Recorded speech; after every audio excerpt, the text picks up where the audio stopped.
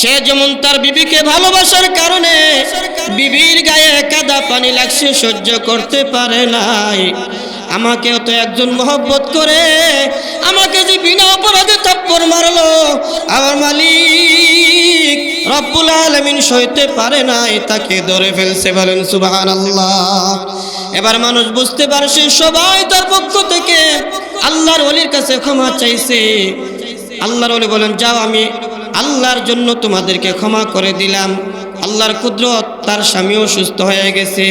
এবার মুফতি নুরুল্লাহ সাহেব রহমতুল্লাহ আলাইহি বলেন, শুনো, এই যে ফখরে বাঙ্গাল ব্রাহ্মণবাড়িয়ার গর্ব, শুধু তাই না গোটা বাংলাদেশের গর্ব, বিশ্বের মধ্যে সারা বিশ্বর আলেমদের সামনে ফখরে বাঙ্গাল উপাধি তিনি লাভ করেছেন।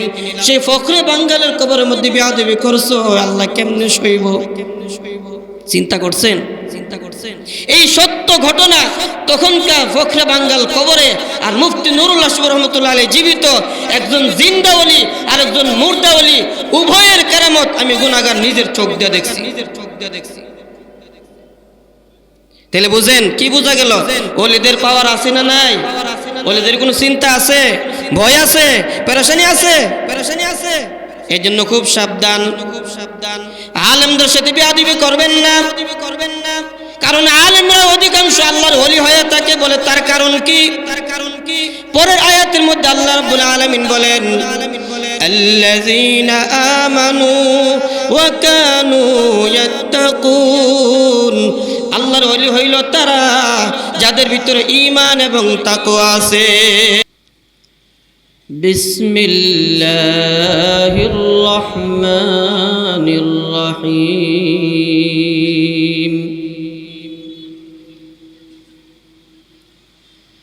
ألا إن أولياء الله لا خوف عليهم ولا هم يحزنون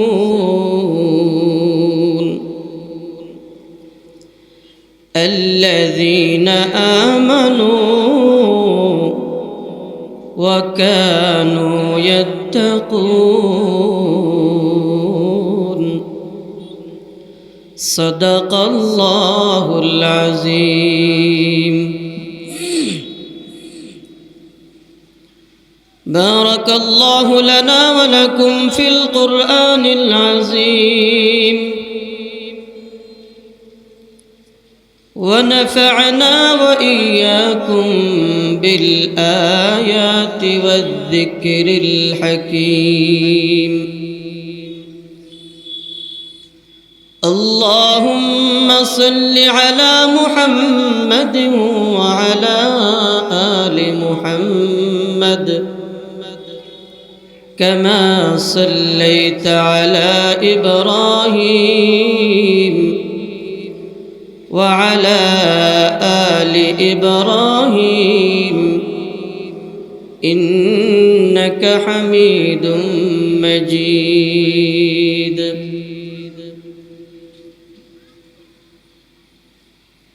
মহান রব্বুল ইজ্জাতের শুকরিয়া, যিনি আজকে আমাকে আপনাকে আজকের এই ঘাটরা মিলন বাজার এলাকাবাসীর উদ্যোগে আয়োজিত 10 দিন ব্যাপী তাফসীরুল কোরআন মাহফিলের চতুর্থ রজনীতে উপস্থিত হয়ে দ্বীনের আলোচনা বলবার শুনবার তৌফিক দিয়েছেন। শুকরিয়াতান বলি আলহামদুলিল্লাহ।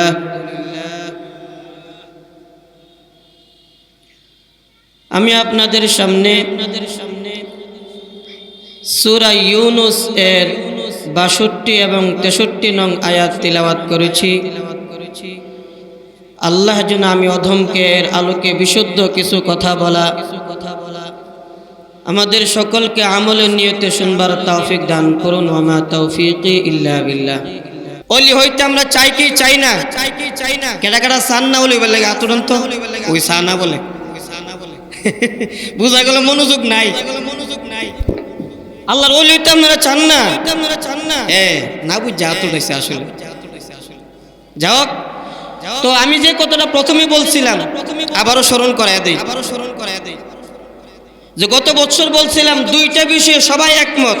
একটা হলো কি, সবাই শান্তি চায়। এবার ইহুদি হোক, খ্রিস্টান হোক, বৌদ্ধ হোক, যেই কোনো ধর্মের হোক অথবা অধর্ম নাস্তিকই হোক, সেও শান্তি চায়। ঠিক না বেঠিক? এই বিষয়ে দুনিয়ার সবাই একমত। আর একটা বিষয়, দুনিয়ার সবাই মৃত্যুর ব্যাপারে বিশ্বাস করে, সবাই একমত। ঠিক না বেঠিক বলেন? আর একটা বিষয় আজকে যেটা আলোচনা করতেছি সেটা হলো কি, আল্লাহর ওলি হওয়া, এই আশাটা শুধুমাত্র ইমানদার মুসলমানরাই লালন করে। ঠিক না বেঠিক? তাহলে এখন আমাদেরকে বোঝা দরকার ওলি কি জিনিস, কিভাবে ওলি হওয়া যায়, ওলির বৈশিষ্ট্য কি। আমি অতি সংক্ষেপে বলবো, মনোযোগ সহকারে সবাই শোনার চেষ্টা করি। আল্লাহ যেন আমাকে সঠিকভাবে উপস্থাপন করা, আমরা যে যেখানে আছি কাছে দূরে সবাই একটু মনোযোগ দিয়ে শুনে আমল করার তৌফিক দান করুন বলে আমিন। আমি যে আয়াত তিলাওয়াত করেছি সূরা ইউনূসের ৬২ এবং ৬৩ নম্বর আয়াতের মধ্যে আল্লাহ রাব্বুল আলামিন ওলিদের ব্যাপারে সুসংবাদ দিয়েছেন এবং ওলি হওয়ার বৈশিষ্ট্য আল্লাহ জানাইয়া দিয়েছেন। আল্লাহ রাব্বুল আলামিন বলেন, আলা ইন্না আউলিয়া আল্লাহ লা খাউফুন আলাইহিম ওয়ালা হুম ইয়াহজানুন। আল্লাহ রাব্বুল আলামিন বলেন, আলা, সাবধান সাবধান, তোমরা জেনে রাখো। সতর্কতামূলক শব্দ হিসেবে আরবিতে এইভাবে ব্যবহার করা হয়, সাবধানতার জন্য মানুষ যেভাবে ডাক দেয়, আল্লাহ এই শব্দের দ্বারা সাবধানমূলক সতর্কতামূলক ভাবে উপস্থাপন করে বলতেছেন, ইন্না আউলিয়া আল্লাহ, নিশ্চয় যারা আমি আল্লাহর ওলি হবে, বন্ধু হবে, লা খাউফুন আলাইহিম ওয়ালা হুম ইয়াহজানুন, তাদের কোনো চিন্তা নাই, পেরেশানি নাই, ভয় নাই। দুনিয়া আখিরাতের কোনো জায়গায় তাদের কোনো পেরেশানি নাই, ভয় নাই।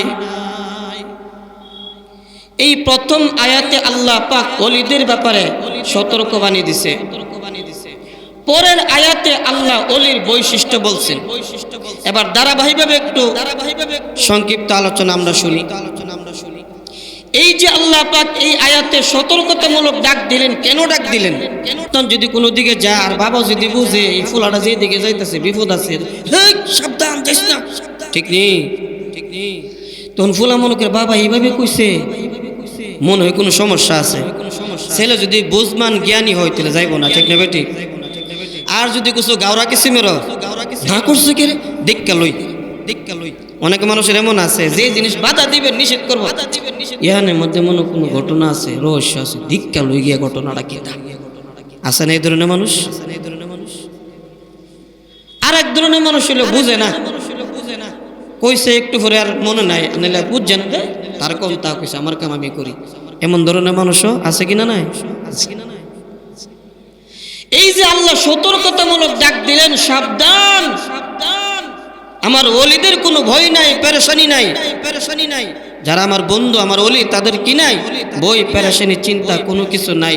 এটার ব্যাখ্যায় উলামায়ে কেরাম বলেন, তাদের দুনিয়াতেও কোনো ভয় পেরেশানি নাই, পরকালেও ভয় পেরেশানি নাই, যারা আল্লাহর ওলি হয়।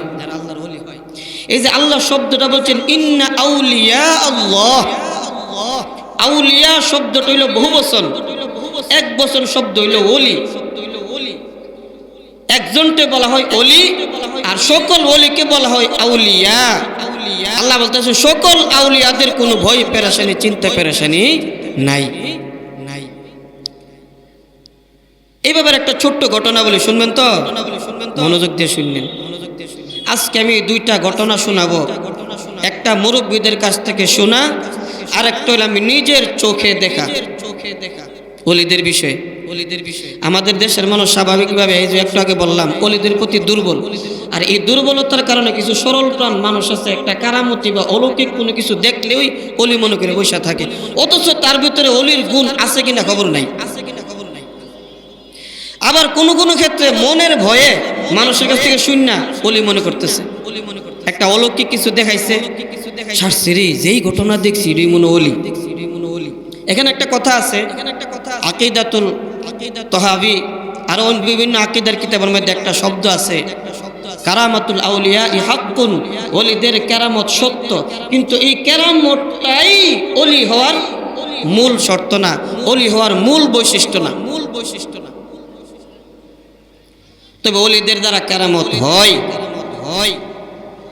আমি একবার আমার বাড়ির পাশে এক দোকানে বসা, জুমার দিন আল্লাহর ওলিদের বৈশিষ্ট্য বিষয়ে আলোচনা করার পরে একজন এলো হেভাটি বুঝুননি, হারুন্যা ভাটি। তো আমার সাথে তর্ক করতেছে, আপনি যে ওলির কথা কইলেন, কোরআন শরীফ কি আপনার বাপদাদার যেমন এমনি কবেন না? আমি কই না, আপনার বাপদাদার তো। আসল কথা কোন কিল্লে গিয়ে কথা কইছেন, আপনি ওলি চিনেন? আমি ঠিক আছে, আপনি বলেন কি চিনেন।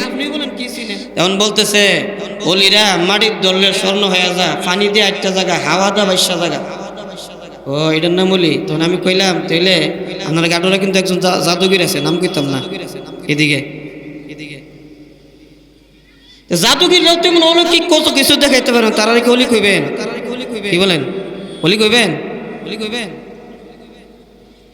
তারপর হ্যাঁ, ওলিদের দ্বারা এমন অলৌকিক ঘটনা ঘটে, যেমন আমার নিজের চোখে দেখে একটা ঘটনা, চেষ্টা করবো সময়ের ভিতরে শেষ করা।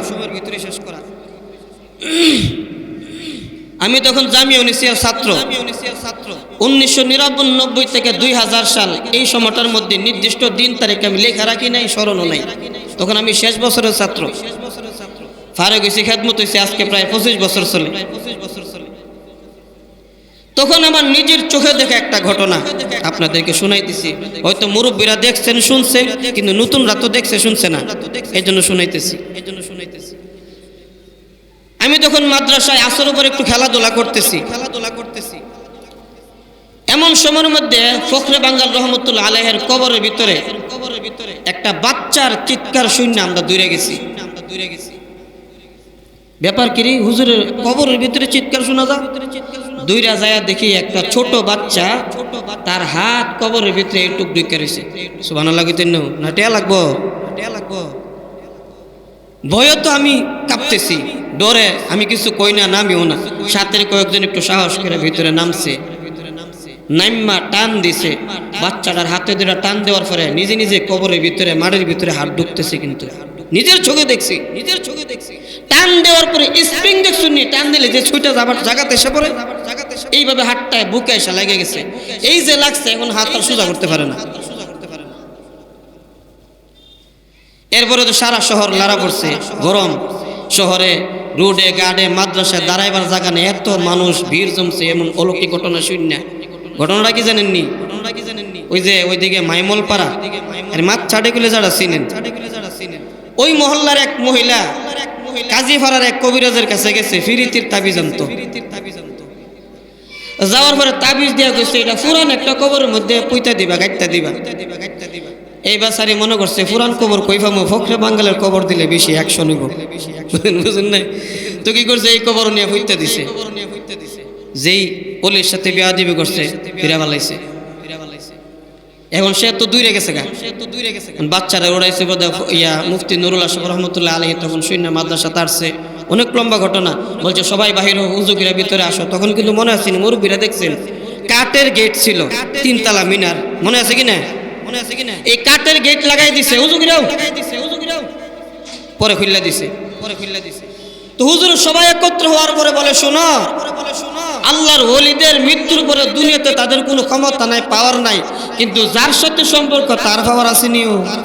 হ্যাঁ, তখন বলে সাবধান, ওলিদের সাথে এইভাবে বেয়াদবি করবা না, কারণ কোরআনের ঘোষণা একটু আগে কি পড়লাম, ওলিদের কোনো ভয় নাই, পেরেশানি নাই। কারণ কি, তাদের আল্লাহ তাদের সঙ্গী, আল্লাহ তাদের বন্ধু, তাদের কোনো ভয় পেরেশানি থাকবার কথা।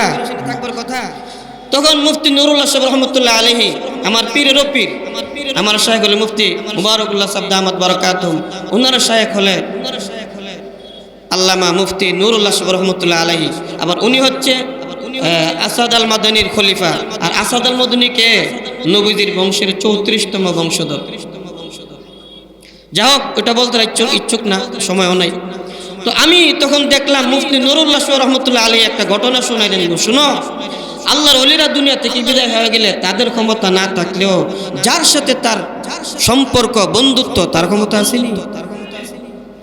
তখন তিনি বলেন, শুনো, এক আল্লাহর ওলি আলেম রাস্তা দিয়ে হাইটে যাইতেছে, প্রতিমধ্যে একজন আল্লাহর ওলি সাধারণ বেশে, স্বাভাবিকভাবে আল্লাহর ওলিরা কোনো পোশাক বেশভূষা ধরে না, স্বাভাবিক মানুষের মতো চলে, নিজের পরিচয় দেয় না। আর আমরা দেশে তো আল্লাহ দিলে কত কিছু লাগাইয়া বাপ দুইরা হক মোল্লা করে একটা জিকির মারতে পারলে আর লাল শালো কাপড় কিনতে পারলে ওলি মনে করি। এখন এই আল্লাহর ওলি সাধারণভাবে হাঁটতেছে, ঘটনাক্রমে তখন বৃষ্টি হয়েছিল, কাদা পানির মধ্যে পাও লাগিয়া পিচ্ছিলে পড়ে গেছে, পানি ছিটকা পাশে যাইতেছে এক নববধূ এবং তার স্বামী, তাদের গায়ে লাগছে। স্বামী সহ্য করতে পারে নাই, কাঠমুল্লা দিকে চলতে পারস না, মারছে একটা থাপ্পড়, নাউজুবিল্লাহ কইতেন না। এই বেচারা আবার ওইটা হাঁটা শুরু করছে। 2-4 কদম যাওয়ার পরে ওই মহিলার স্বামী হঠাৎ করে ফইরা ছটফট করে সাইডাইতেছে। এখন মহিলারা দেখছেন একটু ঘটনা ঘটলে কি করে, ও ভাইরা, ও বাবারা, কিতা জানে করছে, ও মোল্লাটা আমার সবাই রে, বুঝছেন কথাটা? এরার মতো তো আমি আর চিল্লাইতে পারতাম না, যেমনি এরা মহিলারা চিল না এমনি চিল্লে মানুষ জমাইলিছে। কি হয়েছে বলে, এই মোল্লা জানে আমার স্বামীরে কি করছে, আমার স্বামী ছটফট করে মরতেছে। স্বামীরে আনছে, হুজুর আপনি কি করছেন? আমি তো কিচ্ছু করি নাই। সে তার বিবি নিয়ে হাইটা যাইতেছে, আমি পয়রা গেছি, কাদা পানি ছিটকে তার বিবির নতুন কাপড়ে লাগছে, সহ্য করতে পারে না, কারণ তার বিবির সে ভালোবাসে, এই জন্য আমার গায়ে থাপ্পড় মারছে। এবার আল্লাহর ওলি বলেন, শুনো, সে যেমন তার বিবিকে ভালোবাসার কারণে বিবির গায়ে কাদা পানি লাগছে, সহ্য করতে পারে নাই, আমাকেও তো একজন মহব্বত করে আমাকে যে বিনা অপরাধে থাপ্পড় মারলো, আমার মালিক রব্বুল আলামিন সইতে পারে নাই, তাকে ধরে ফেলছে। বলেন সুবহানাল্লাহ। এবার মানুষ বুঝতে পারছে, সবাই তার পক্ষ থেকে আল্লাহর ওলির কাছে ক্ষমা চাইছে। আল্লাহর ওলি বলেন, যাও, আমি আল্লাহর জন্য তোমাদেরকে ক্ষমা করে দিলাম। আল্লাহর কুদরত, তার স্বামীও সুস্থ হয়ে গেছে।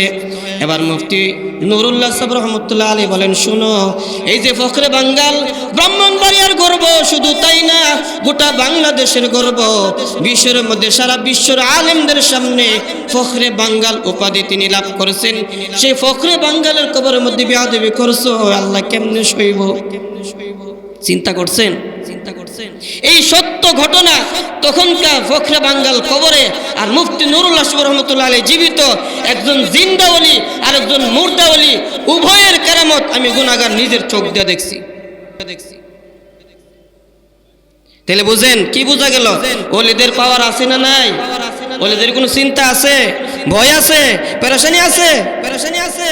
এই জন্য খুব সাবধান, আলেমদের সাথে বেয়াদবি করবেন না। কারণ আলেমরা অধিকাংশ আল্লাহর ওলি হয়ে থাকে বলে, তার কারণ কি? পরের আয়াতের মধ্যে আল্লাহ রাব্বুল আলামিন বলেন, আল্লাযীনা আমানু ওয়া কানু ইয়াত্তাকুন, আল্লাহর ওলি হইল তারা যাদের ভিতরে ঈমান এবং তাকওয়া আছে। এখন বৈশিষ্ট্য শুনেন, ওলি কাকে বলে? আল্লাহ পাক সরাসরি তার কোরআনের মধ্যে বলছেন, দুইটা বৈশিষ্ট্য, দুইটা গুণ যাদের ভিতরে আছে, তারাই হলো সত্যিকার অর্থে আল্লাহর ওলি। 1 নম্বর, ব্যাখ্যা দিবার সময় শুধু মূল কথাটি বলতেছি। 1 নম্বর, যাদের ভিতরে ঈমান আছে, 2 নম্বর, যাদের ভিতরে তাকওয়া আছে, তারাই হলো সত্যিকারের আল্লাহর ওলি। কয়টা জিনিস? দুইটা। 1 নম্বরটা কি বলেন? টিহা লাগবো কইতে, জোরে কোন। 1 নম্বর কি বলেন? ঈমান, জোরে বলেন। 2 নম্বর তাকওয়া, 2 নম্বর তাকওয়া। এই দুইটা বৈশিষ্ট্য যার ভিতরে আছে, সবাই আল্লাহর ওলি। সুবহানাল্লাহ বলেন। এখন সব সংক্ষিপ্তভাবে বোঝার চেষ্টা করেন, ঈমান কাকে বলে, তাকওয়া কাকে বলে? ঈমান বলা হয় বিশ্বাস। কি বিশ্বাস? অদেখাতে বিশ্বাস, না দেখা যে আল্লাহ, পরকাল, জান্নাত, জাহান্নাম, এই সব যে বিশ্বাস করছে, এটার নাম হইল ঈমান।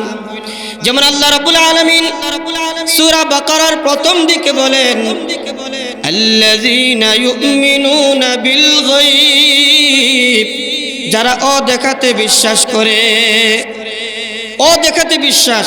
এই আয়াতের ব্যাখ্যায় তাফসীরে জালালাইনের মধ্যে লেখছেন ইউমিনুনা বিল গায়বি আই বিল্লাহি ওয়া বিল মালাইকাতি ওয়াল জান্নাতি ওয়ান নারি ওয়া গায়রিহা।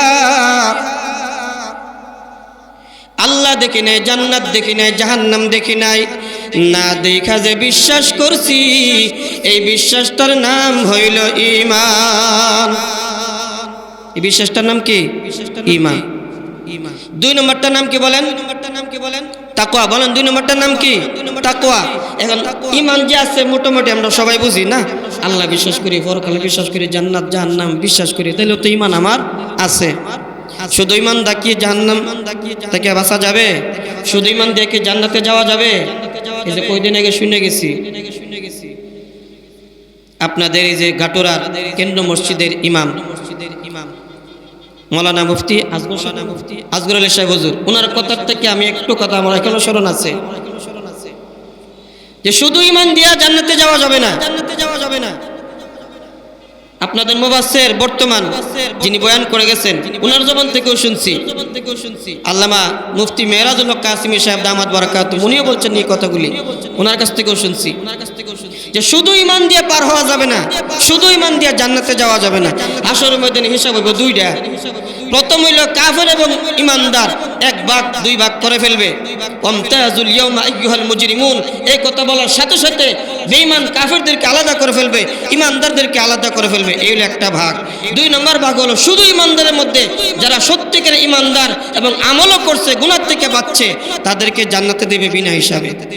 কিন্তু ঈমান আছে কিন্তু আমল করছে না, গুনাহ করছে, একটু হিসাব আছে, কিন্তু তার আমলের পরিণতি ভোগ করার পরে আল্লাহ জান্নাতে দিবে। এই জন্য শুধু ঈমান নিয়ে বসে থাকলে চলবে না, নেক আমলও করতে হবে, গুনাহ থেকেও বাঁচতে হবে। এই যে নেক আমল করা এবং গুনাহ থেকেও বাঁচা থাকা, এটার নাম হইল তাকওয়া। এটার নাম কি বলেন? তাকওয়ার সংক্ষিপ্ত ব্যাখ্যা হলো নেক আমলগুলি করবে এবং আল্লাহর জাহান্নামের শাস্তির ভয়ে গুনার কাজগুলি ছেড়ে দিবে। এই সংক্ষিপ্ত কথাটা হলো তাকওয়ার ব্যাখ্যা। এই ঈমান এবং তাকওয়া যাদের যাদের ভিতরে আছে তারা সবাই আল্লাহর ওলি। বলেন সুবহানাল্লাহ। এই তাকওয়া, আল্লাহর ভয়ে গুনাহ ছেড়ে দেওয়া, আল্লাহর রহমতের আশায় নেক আমল করা, এটা সবচেয়ে বেশি আছে আলেমদের ভিতরে। আল্লাহর ভয় কাদের ভিতরে বেশি? আমি মোল্লার কথা না, আল্লাহ নিজে বলছেন। যেমন সূরা ফাতির একটা সূরা আছে, এই সূরার 28 নম্বর আয়াতে আল্লাহ আলেমদের প্রশংসা করে বলছেন ইন্নামা ইয়াখশাল্লাহ মিন ইবাদিহিল উলামা, নিশ্চয় আলেমরা আল্লাহকে সবচেয়ে বেশি ভয় করে। আল্লাহকে ভয় করলে, আল্লাহর ভয়ে গুনাহ ছেড়ে দিলে যদি তাকওয়া হয়, আল্লাহর রহমতের আশায়, জান্নাতের আশায় নেক আমল করলে আর গুনার কাজ ছাড়া দিলে যদি তাকওয়া হয়, বলেন এই তাকওয়া কার ভিতরে বেশি থাকার কথা? আলেমদের ভিতরে। কারণ আলেমরা আল্লাহকে বেশি চিনে, আলেমরা আল্লাহকে বেশি ভয় করে, যেহেতু তাদের ভিতরে ঈমানও আছে আবার আল্লাহর ভয়ও আছে, সুতরাং আলেমরা আল্লাহর ওলি। সুবহানাল্লাহ বলেন। তবে সব আলেমরা না, সুরদ্দুল্লে আলেম হয় না। মাঝে মধ্যে কিছু দুর্ঘটনা আমরা মাঝে মধ্যে শুনি, ইমুক হুজুর এই কাম করছে, ইমুক হুজুর এই কাম করছে, মিডিয়ার মধ্যে অক্ষরে ভাইরাল করে দেয়। অথচ কোটি কোটি আলেমের ভিতরে একটা আলেম একটু দুর্ঘটনা করছে আর আপনি ভাইরাল করে দিলেন, বুঝাইতেছেন হুজুর এমন হয়। নাউজুবিল্লাহ বলেন। আবার যখন কোন হুজুর একটু হক কথা বলে তো ওনার বিরুদ্ধে খুইটা দোষ বাইর করে। আলেমরে কিভাবে দোষী করা যায়? আলেম বিদেশি লোক আছে না, ও সাবধান হয়ে যান। হতে পারে, কারণ এক দুইজন কুশ্চিত কারণে হইতে পারে দুনিয়া লোভে পয়রা এলেম না থাকার কারণে কোনো একটা কারণে সে পথভ্রষ্ট হয়ে গেছে, তার জন্য আপনি সব আলেমকে এমন ভাবলে হবে না। যে আলেম আপনার দৃষ্টিতে মনে হয় না তার ত্রুটি আছে, দরকার নাই তার সাথে মিশার, তার কাছ থেকে নিরাপদ দূরত্বে থাকেন, কিন্তু বেয়াদবি করবেন না, কারণ সে রাস্তা জানে। আজকে হয়তো সে দুষ্টিতে কোনো কিছু করছে, আরেকদিন তরবা করে আপনার থেকে বড় ওলি হয়ে যাবে, কারণ সে রাস্তা চিনে। ঠিক না বেঠিক বলেন? একজন ডাক্তার যদি কোনো ওষুধ খেয়ে রিয়াকশন করছে, সে ওষুধও জানে কিভাবে পরিবর্তন হওয়া যায়, কিন্তু আপনি তো ডাক্তার না, আপনি যে ভুলভাল ওষুধ খাইবেন আর ডাক্তারে গালি দিবেন, আপনার পরিণতি কি হবে? এর জন্য আলেমরা হলো আধ্যাত্মিক ডাক্তার, রাহাবার। তাদের কোনো বিষোদ্গার করবেন না, তাদের সাথে বিদ্বেষ করবেন না, তাদের সাথে মহব্বতের সম্পর্ক রাখেন। হাসরের ময়দানে মুক্তির কারণ হবে। বাইহাকি শরীফের একটা হাদিস আছে, মিশকাতুল মাসাহিবের মধ্যে 37 পৃষ্ঠার মধ্যে হাদিসটা, ইয়াতি ইয়াউমাল কিয়ামতি আমিরান ওয়াহদা, এক একজন আলেম আমির হইয়া, দলপতি হইয়া, পুরা কওম লইয়া, দেশ লইয়া জান্নাতে যাবে। সুবহানাল্লাহ বলেন। আলেমদের সাথে বিদ্বেষ রাখেন মিয়া।